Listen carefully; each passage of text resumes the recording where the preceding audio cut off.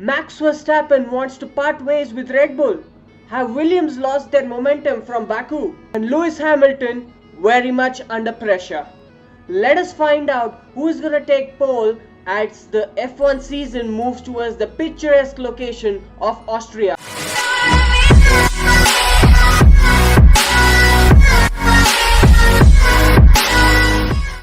The circuit in Austria is called as Red Bull Ring, formerly known as the A1 Ring, which it was called in the early 2000s, and after its return in 2014, the only team that seems to be dominating this race is Mercedes, with wins ranging from 2014, 15 and 16. This track has got just 10 corners, which is the least on the F1 calendar, and it has got the least overall lap time, which ranges at about 65 seconds. And which is obviously requiring the hardest amount of power unit grunt, and you would expect teams like McLaren Honda with their weak engines to struggle a bit. If anyone wants to watch the virtual circuit guide of the Austrian Grand Prix track, that is the Red Bull Ring, so I've put a link over here, so please do watch it. Let us see what happened in the practice first. In free practice 2, which is actually one of the most important practice sessions, we could see that the race pace for Mercedes, Ferrari and Red Bull, all of these three teams were pretty close to each other, so we could find a very close race, which is what I predict. Fernando Alonso had a problem with his Spec 3 engine, so he had to go back to the Spec 2 engine, and still he did pretty well in the practice as well as what we're going to see in the qualifying. So all in all, also I would like to tell you about Williams. Williams looked pretty scrappy the whole weekend. They did not have balance in the car, no confidence for the drivers to go onto the towards the turns, in and out of the turns. So they didn't show good lap times, they didn't show good one lap pace as well. We could not expect this after Lance Stroll got a podium in Azerbaijan, getting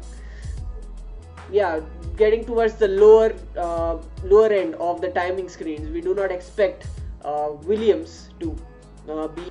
Lewis Hamilton had already had a 5-place grid penalty on his back when he came out on Friday, because you are supposed to run the gearbox for 6 continuous races, but before finishing his quota of 6 races he's used another gearbox, so he's got a 5-place penalty for that.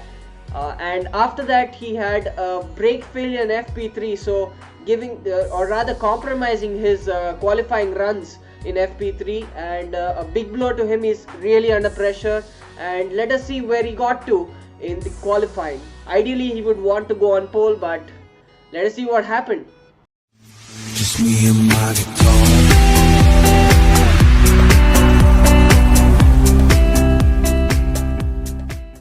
So in Q1 we could see both the Haas's not getting it correct at turns 6 and 7, I would guess. So Romain Grosjean earlier on in the Q1 session, he missed out his rear and stepped out a bit, and had to go through had a trip across the gravel actually, and went through to the escape road and then came back onto the track. Obviously got a tire change and went on with his timing again. But there was another serious problem for his teammate Kevin Magnussen, where on turn 6 I think he got a little bit too greedy on the curbs, and his left suspension gave away, and he could not put in another lap time.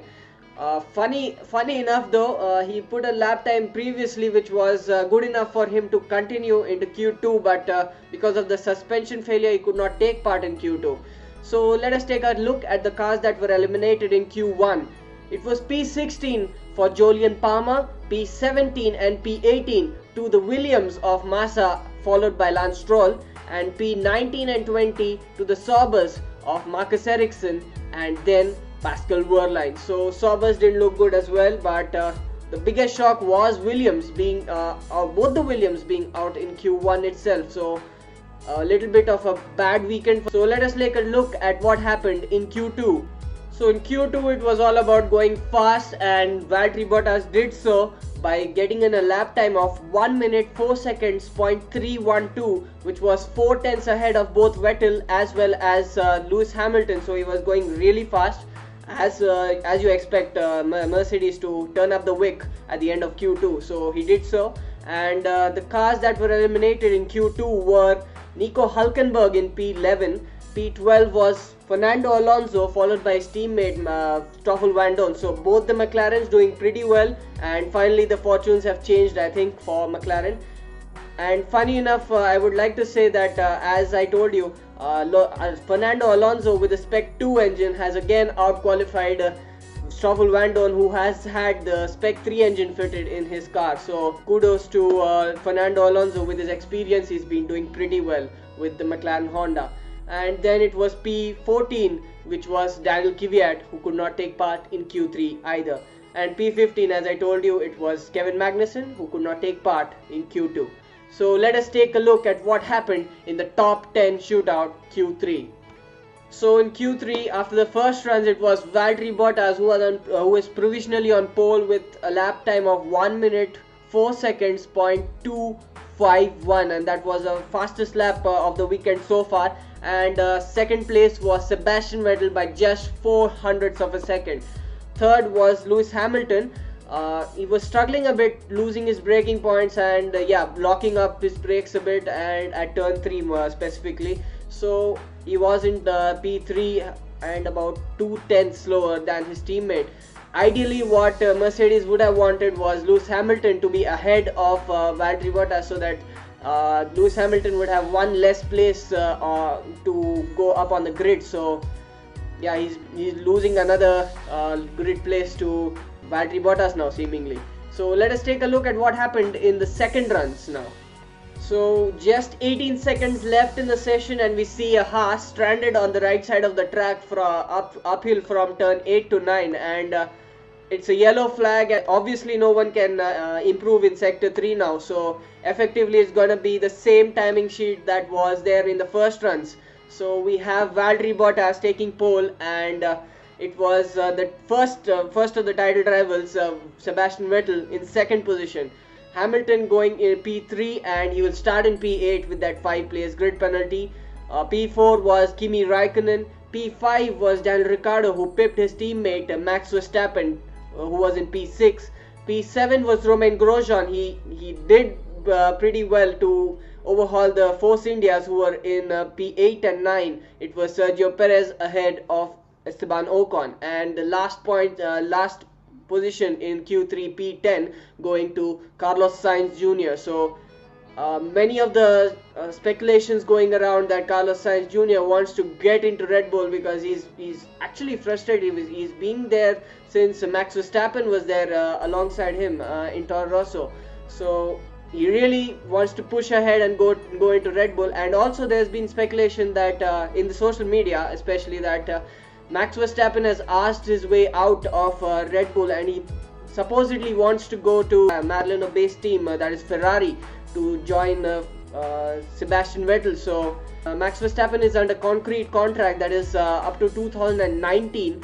But see, if there's a situation that I don't want to drive your car, and the team has to just let him go, because.